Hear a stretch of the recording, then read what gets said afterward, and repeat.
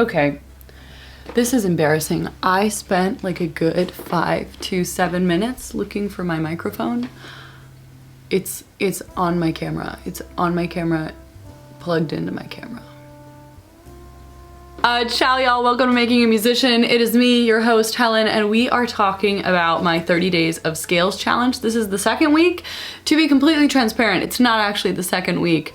We're probably like 2.5 weeks in, but I'm calling it the second week, and we're calling this day 14. We're going 14 more days from here. So sorry, thanks for bearing with me. Over the course of this challenge, in my first video, I basically just talked about why I'm doing this, and now in the second video, I want to talk about like actually what I'm doing and like talking about how the second week is going. So I am just doing a ton of scales, and I'm using this book, Know Your Scales and Arpeggios. It's actually published by Warner Brothers, which is really surprising to me. I didn't know they had a music publishing company. I mean, I didn't use this book because it was like the best book or anything. This is literally the one I had. I think I found it for free at school, outside of like somebody's classroom. They were getting rid of a bunch of music, so I picked it up because I love free sheet music, and it's literally like falling apart on me. But you know what? The scales and arpeggios are notated in the book correctly, so who freaking cares? So let me just give you a quick rundown of like what all the exercises are in this book. So like every page, there's a page for every key, excuse me, and every page has 1 octave scale, 1 octave arpeggio. Then we have 2 octave scale, 2 octave arpeggio, chords in inversions, and then different chord progressions. So let me just play through C major for you real quick. So we have key of C, C, D, E, F, G, A, B, C, B, A, G, F, E, D, C, and then we have 1 octave arpeggio, so C, E, G, C, G, E, C. 2 octave scales, C, D, E, F, G, A, B, C, D, E, F, G, A, B, C, B, A, G, F, E, D, C, B, A, G, F, E, D, C. And 2 octave arpeggio, C, E, G, C, E, G, C, G, E, C, G, E, C. I messed it up, whoops. C, E, G, C, E, G, C, G, E, C, G, E, C. Sorry, I have like some performance anxiety, this is funny.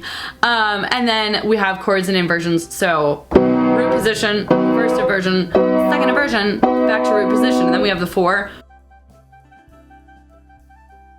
So I've been doing that every single day. Now for the keys, so the keys of C major, G major, D major, A major, and A minor, I do them 5 times. So the first, like the 1 octave scale, C, D, E, F, G, A, B, C, D, A, G, F, E, D, C.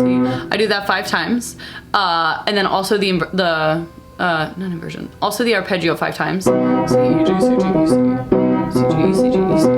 C, G, E, C, G, E, C. C, G, E, C, G, E, C.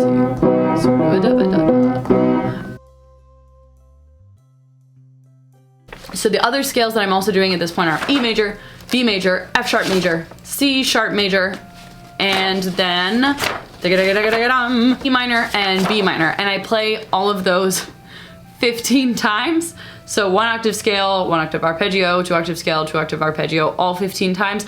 I don't do the inversions and the chord progressions 15 times because this is 30 days of scales. So I just kind of see that as like a bonus little thing that I do for every key. Now, this is working really well. When I started this challenge because I'm working on getting better at piano, and I talked to this one colleague one time, and he plays a ridiculous amount of instruments, and he's very competent on all of them, and I'm talking like 10 instruments. And so I was like, you know, what's the best way to get good at a new instrument? And he said scales. So I had never really done that with piano before. I'd never really dived into scale practice. So I thought, well, you know what, if he's learned like 10 instruments to a really decent level, he's probably not wrong. So I'm doing scales, and I definitely understand why this makes you so much better of a pianist, like why people are like, this is such a great thing for you to do if you want to get better at an instrument. It's been really hard. Now, I will say, I realized that I didn't like decide, okay, there's this many scales and I have this many days, so I should be learning this many scales a week. I didn't do that. My goal was just to like sit down and play a ton of scales every day, which we have done, but now we're halfway through realizing like, oh, I don't think I'm like halfway through all the scales.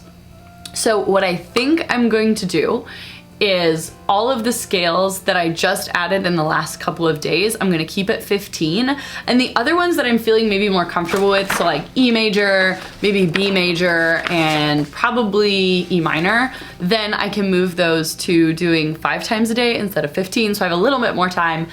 And then what I'll do is I will get a little dish and write the key signature names on a bunch of tiny pieces of paper, and every day I'll just draw maybe 1 or 2 and practice those 5 times instead of practicing all of them 5 times, because I feel like we're getting at a point where I really don't want to get injured. I know that sounds like kind of dumb, but I don't know, I am playing a lot of scales every single day. For a while I was even doing scales in thirds, like, I had to stop doing that because that was taking so much extra time. I mean, for every key, that was like a lot. So this has been a really, really dope challenge. It's been really hard. Honestly, yesterday I worked on, I'm working on like a little arrangement of a song I really like that I'm like putting together myself, and my thumb is sore. Like I went a little too hard on that. So 30 days of scales has been really like giving me a run for my money.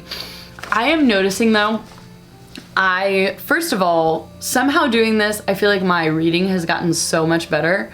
And I think part of that is the first 5 times I do any scale, I say the note names, and that has been very helpful for me, made my reading significantly better.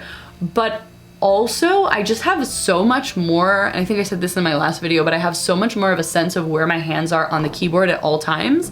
I'm noticing that when I play in my students' lessons, I don't really have to look at my hands as much when I'm playing. I have a much better sense of where they are on the keyboard, which is like everybody's dream.